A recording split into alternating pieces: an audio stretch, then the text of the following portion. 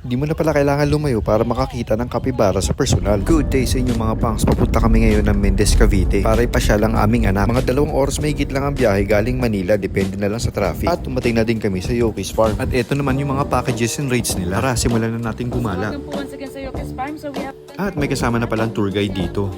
Ang una pala natin pupuntahan ay ang rabbit house. May iba't ibang klaseng rabbit na andito. Meron din mga guinea pigs. At pwede mo sila pakainin at himasin. Along the way, papunta sa next attraction, may madadaan na kayong malaking fish pond na mayroong mga malalaking isda at freshwater stingrays. Papunta naman tayo ngayon sa walk-in aviary. May iba't ibang klase ng ibon na makikita dito. At syempre, pwede ka magpa-picture kasama sila. At andito na din tayo sa inaabangan naming makita, ang capybara, ang pinaka-relax at chill na animal. Pwede mo silang lapitan at hawakan. At ang isang to wag daw lapitan kasi nanuluka, sabi ng ating tour guide. Meron din mga unggoy dito. At meron din mga itik na imported. May makikita kang kwago at iba't ibang klaseng ibon. Meron ding agila. May mga alpaka.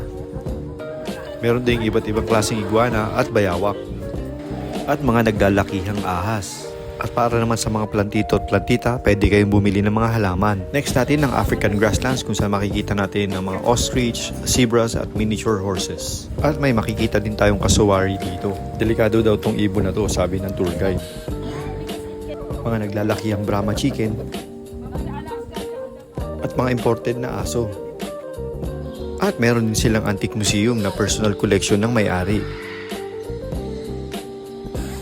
Meron din silang mga naglalakihang pagong na pwede mong pakainin.